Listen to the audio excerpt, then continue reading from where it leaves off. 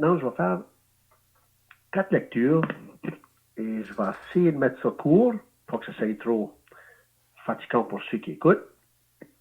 Je vais commencer, s'il vous plaît, par la première épître de Pierre. Vous allez aller vers la fin de votre Bible et vous allez trouver la première épître de Pierre. Et on va lire au chapitre 1. Pierre au chapitre 1, la première épître de Pierre au chapitre 1. Et on va lire au verset 17. Maintenant, Pierre ici parle des chrétiens, des personnes qui avaient reçu le pardon de leurs péchés ou les personnes qui avaient entendu les messages de l'Évangile et qui l'avaient accepté pour eux-mêmes.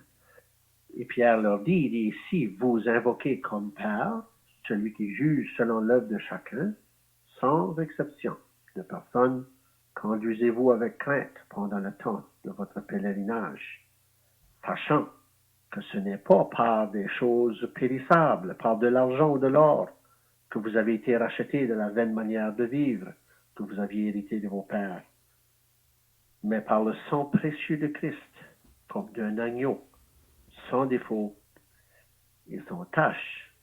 Là, vous voyez que l'apôtre Pierre démontre le Seigneur Jésus comme un agneau sans défaut et sans tache. Et c'est par son sang que ces gens-là avaient été rachetés, la vaine manière de vivre. Maintenant, on va aller, on va reculer. On va aller dans la première épître aux Corinthiens, s'il vous plaît.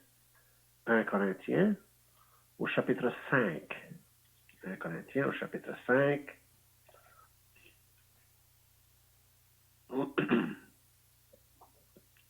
1 Corinthiens, chapitre 5. Et on va lire au verset 6.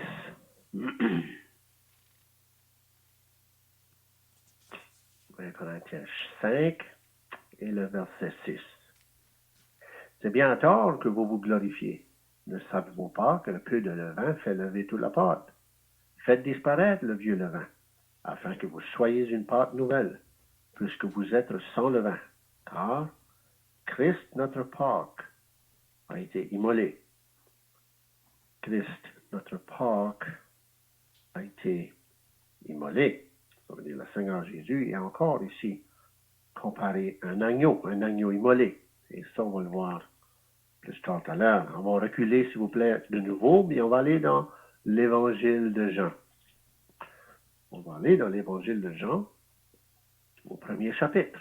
Le premier chapitre de l'Évangile de Jean. Maintenant, les personnes qui sont venues voir Jean-Baptiste se trouvent être des sacrificateurs et des lévites. Puis on commence à lui demander toutes sortes de questions. Et Jean leur répondit au chapitre 1 et le verset 26.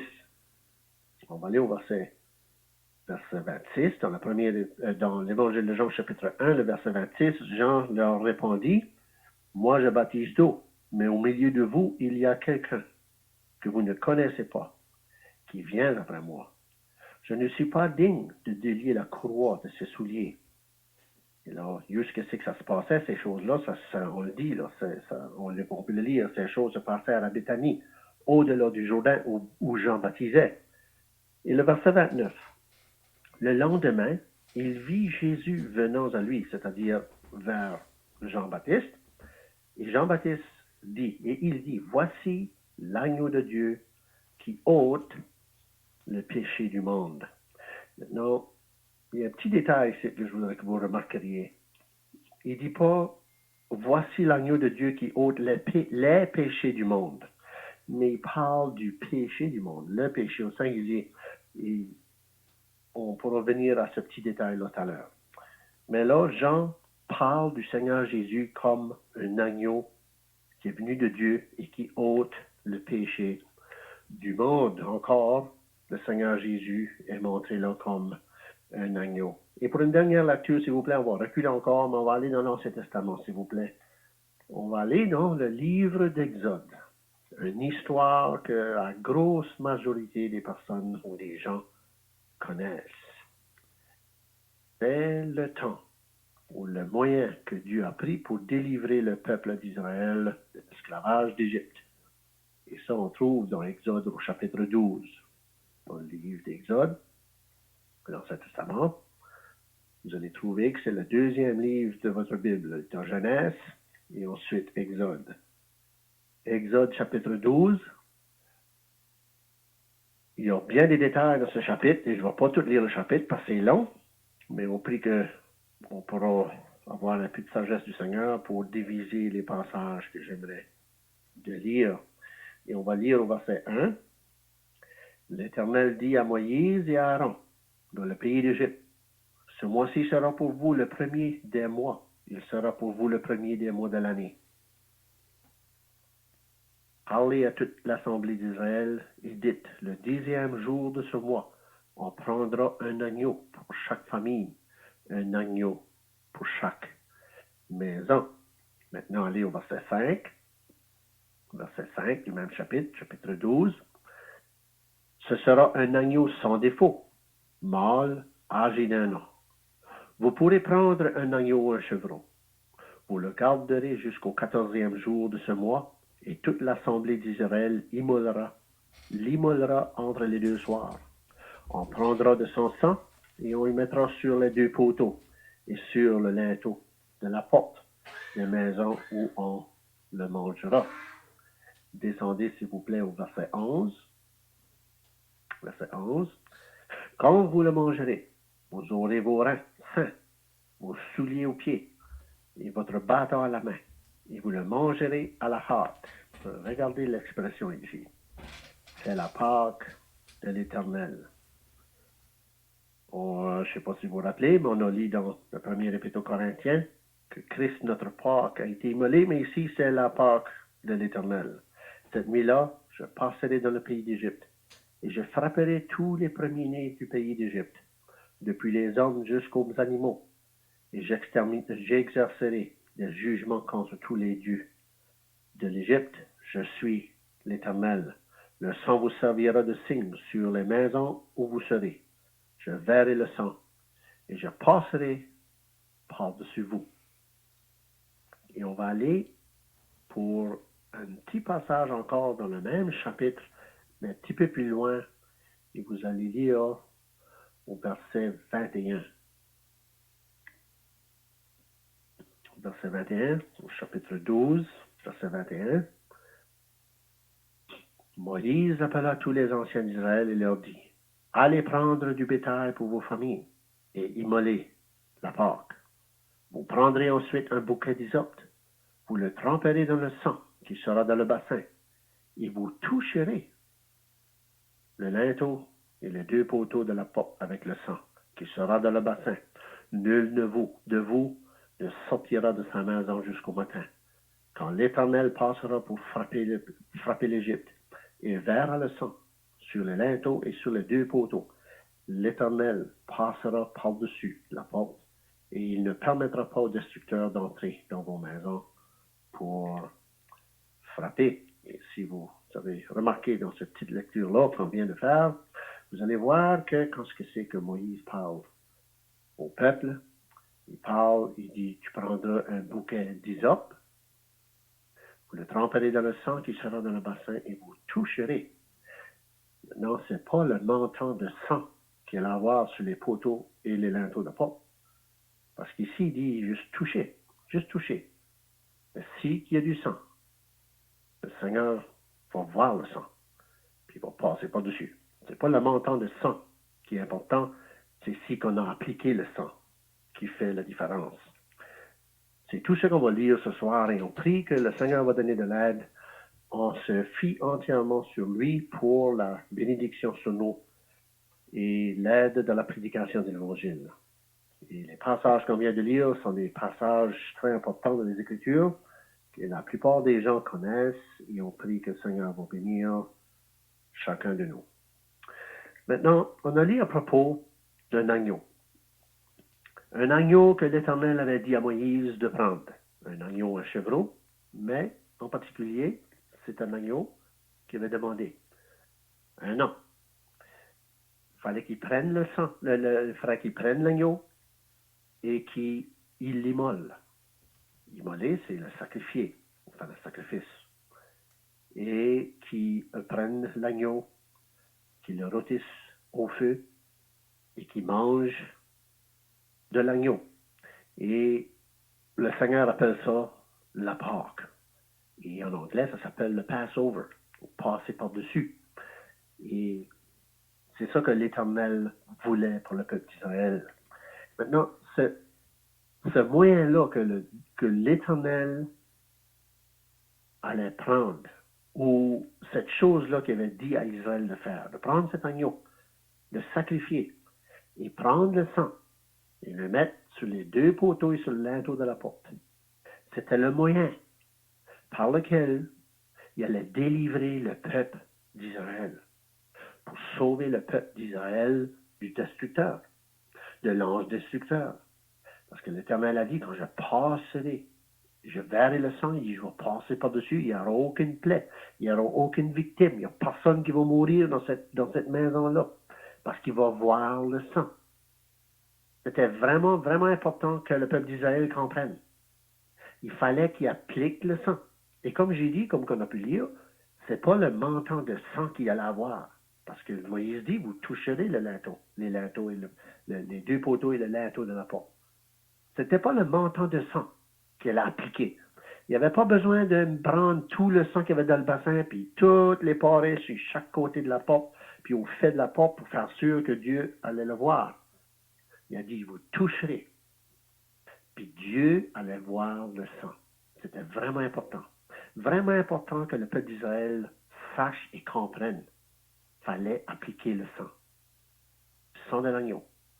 Cet agneau-là que Dieu avait demandé, que Dieu avait dit de prendre, et l'immoler, le sacrifier, et prendre le sang et l'appliquer. C'était la simple chose que Dieu demandait. Puis quand Dieu allait passer, l'Éternel allait passer dans le pays d'Égypte, il allait passer par-dessus les maisons qui avaient appliqué le sang. Puis ça, c'est un portrait, cher ami. C'est un portrait pour chacun de nous. C'est quelque chose qui est primordial, on pourrait dire, pour chaque personne qui veut être sauvée. Maintenant, je vais m'expliquer. Dieu ne nous demande pas qu'on prenne un agneau, puis qu'on le sacrifie, puis qu'on mette du sang dans un bassin, puis faire ce que le peuple d'Israël a fait. C'est pas ça que Dieu nous demande. Mais vous savez, on a lu ce soir dans l'Évangile de Jean que quand le Seigneur Jésus est venu et que Jean, l'apôtre Jean, chapitre 1, le présente à la nation d'Israël ou à ces gens-là qui étaient devant lui, il dit, voici l'agneau de Dieu qui ôte le péché du monde. Voici l'agneau de Dieu qui ôte le péché du monde. Maintenant, Israël connaissait l'histoire de qu'est-ce que c'est qui avait arrivé dans l'Ancien Testament, dans Exode chapitre 12, quand ce que Dieu avait ordonné qu'ils prennent l'agneau et qu'ils appliquent le sang. Et voilà, cet agneau-là, où le Seigneur Jésus-Christ est venu, et voilà Jean qui présente le Seigneur Jésus comme l'agneau de Dieu. C'est vraiment important, chers amis, qu'on comprenne que le Seigneur Jésus-Christ est l'agneau de Dieu qui peut ôter notre péché. Parce qu'on est des pécheurs. Chacun de nous, on est pécheurs. On est né avec cette nature-là de pécheresse, de pécheur, de péché qui est en dedans de nous. Même si qu'aujourd'hui, tu essaierais de te dire une résolution, de dire je vais arrêter de pécher, c'est complètement et entièrement impossible de pouvoir arrêter de pécher. Parce que cette racine de pécheresse-là, cette racine de pécheur, on a ça dans de nous. Depuis le jour qu'on est né, cette nature pécheresse est dans nous. Et on peut pas s'en débarrasser. On ne peut pas se débarrasser de ce péché-là. Et il n'y a aucun sacrifice, il n'y a aucune chose qu'on peut faire pour essayer d'enlever nos péchés. Il n'y a rien qu'on peut faire pour essayer d'arrêter de pécher. Et c'est pourquoi que Jean présente le Seigneur Jésus-Christ comme l'agneau de Dieu. Pourquoi? Parce qu'il était l'agneau de Dieu. Il était celui qui était venu comme sacrifice. C'était lui qui était venu comme sacrifice à Dieu pour nous. Comme qui était dans l'Ancien Testament, cet agneau-là qui était le sacrifice pour le peuple d'Israël. Maintenant, il y a deux choses que l'agneau de l'Ancien Testament a fait avec le peuple d'Israël, que le sang a fait. Le sang ne les a pas seulement préservés du destructeur, parce que le destructeur est venu ce soir-là, puis quand il a vu le sang, il a passé par-dessus. Si on aurait lu plus loin, on aurait lu que Pharaon a laissé aller le peuple d'Israël. Non seulement que ce sang-là, ou le sacrifice de l'agneau, les a préservés du destructeur, mais ce sang-là, cet agneau-là, les a libérés de l'esclavage qui était dedans en Égypte.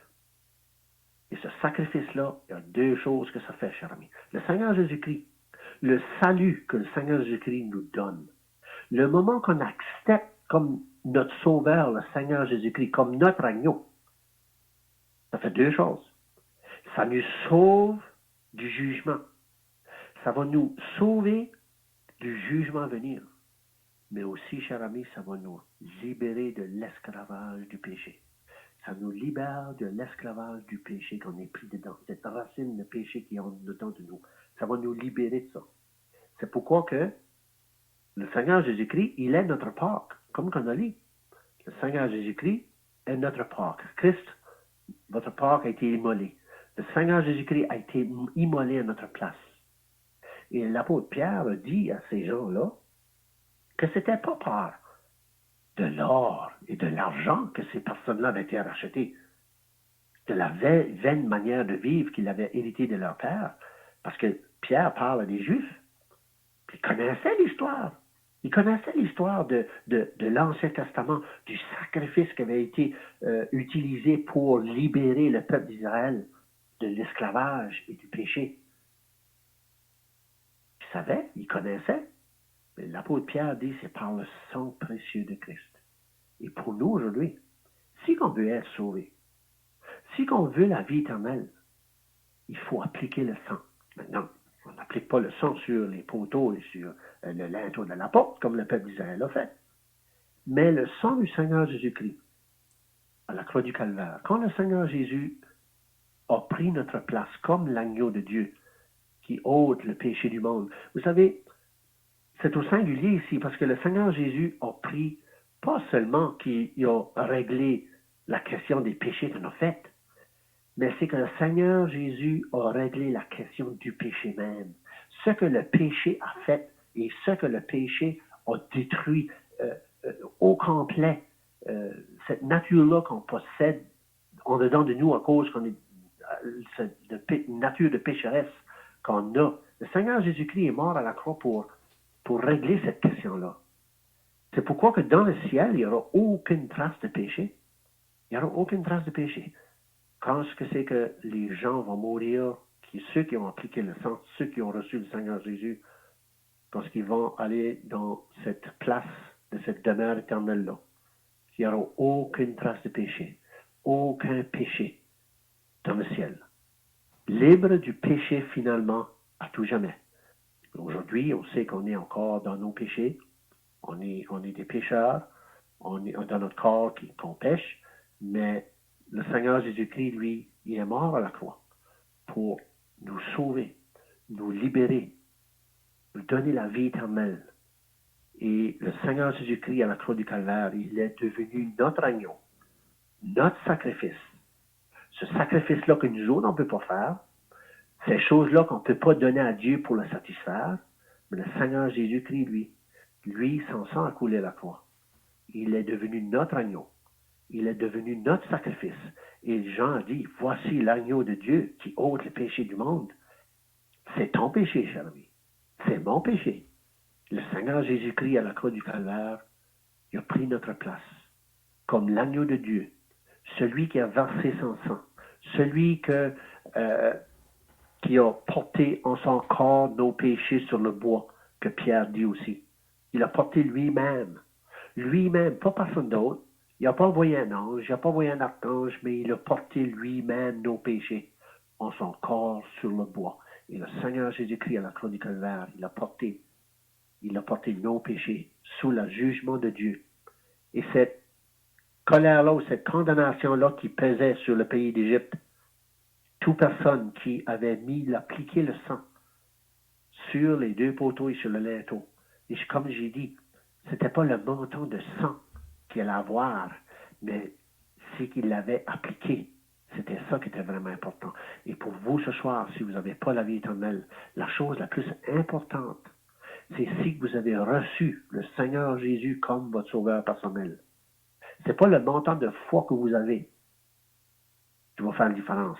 Mais si vous avez mis votre foi dans le Seigneur Jésus, c'est ça qui va faire la différence. Comprenez-vous?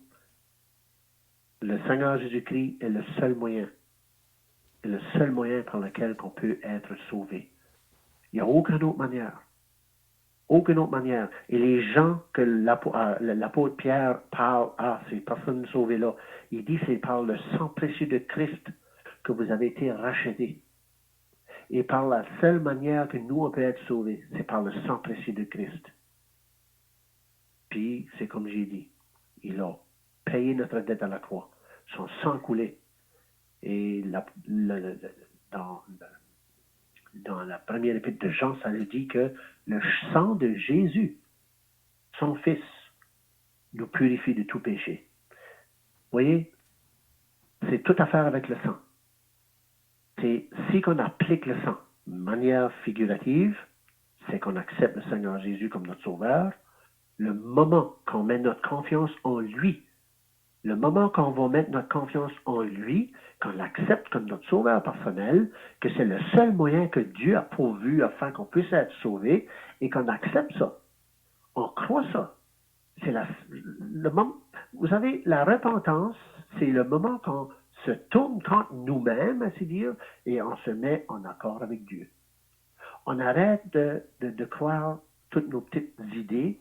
Ah, ben moi, je pense que je vais aller au ciel de telle manière. Moi, je pense qu'on devrait faire ci. Moi, je pense qu'on devrait faire ça. Non, c'est le moment qu'on laisse tout aller. Et on se met en accord avec Dieu. Je suis coupable de mes péchés. Et Dieu doit juger ce péché-là.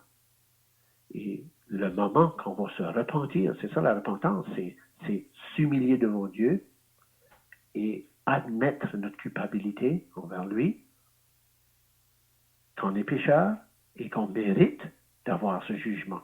On mérite d'être jugé à cause de nos péchés. Et là, le Seigneur Jésus-Christ, le moment qu'on va accepter notre culpabilité, le moment qu'on va croire réellement à l'Évangile, que mes péchés m'emportent en enfer, c'est là que le sacrifice du Seigneur Jésus-Christ devient précieux pour nous. Avant ça, il n'y a aucune valeur. Mais le moment qu'on va accepter cette culpabilité-là, qu'on est des pécheurs, pas seulement des pécheurs, parce qu'il y a bien des gens qui vont dire, ah, bon, on est tous pécheurs. Mais le moment qu'on réalise et qu'on croit fermement, je suis un pécheur perdu. À ce moment-là, le sacrifice du Seigneur Jésus-Christ à la croix du Calvaire a une valeur pour nous. À tout prix, je l'ai besoin.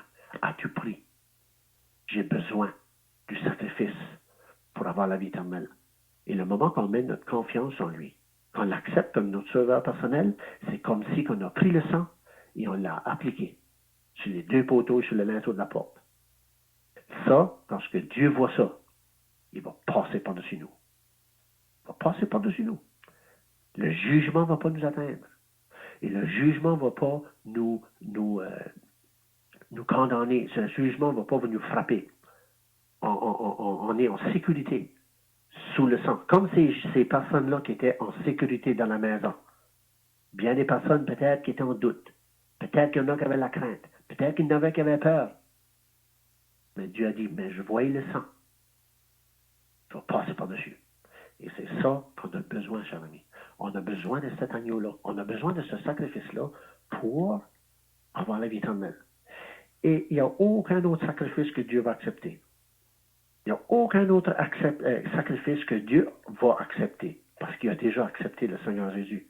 Le Seigneur Jésus a été entièrement obéissant à son Dieu.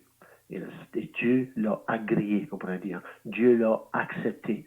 Et aujourd'hui, c'est pourquoi que Dieu peut donner la vie éternelle à tous ceux qui mettent sa confiance dans le Seigneur Jésus. Dans cet agneau-là que Dieu a pourvu, comme Jean dit, l'agneau de Dieu qui ôte le péché du monde. C'est Dieu qui a pourvu cet agneau-là. C'est Dieu qui a donné cet agneau-là. Et pour nous, la simple chose qu'on a besoin de faire, c'est l'accepter. Appliquer le sang, on pourrait dire. Accepter pour nous-mêmes le Seigneur Jésus comme notre sauveur personnel. Et Dieu nous promet qu'il va passer par-dessus nous quand le jugement va venir. On est sauvé. C'est même qu'on est sauvé. C'est pas... On peut dire, c'est vraiment un miracle parce que Dieu nous fait miséricorde et Dieu nous bénit avec cette possibilité-là qu'on peut avoir la vie éternelle. Mais malheur à vous, c'était malheur à eux pour ceux qui n'allaient pas appliquer le sang. Le peuple d'Israël, si vous lisez plus loin, ça dit qu'il y avait des pleurs dans toute l'Égypte parce qu'ils n'avaient pas appliqué le sang. Le jugement avait passé. Chers amis, c'est très, très, très, très dangereux. Quand le jugement va venir, si Dieu ne voit pas le sang, vous allez être frappé de son jugement. Si vous n'acceptez pas le Seigneur Jésus comme son sauveur personnel, votre sauveur personnel, Dieu va juger. Comme cet ange destructeur-là. Puis Dieu avait dit qu'il ne permettrait pas à l'ange destructeur de passer parce qu'il allait voir le sang. Mais si vous n'acceptez pas le Seigneur Jésus comme votre sauveur personnel, si vous n'avez pas été racheté par le sang précieux de Christ, ce sang-là qui a coulé à la croix pour vous, Dieu va juger parce qu'il ne verra pas le sang. C'est une manière figurative et Dieu ne va pas faire d'exception, il ne fera pas de favoritisme pour personne.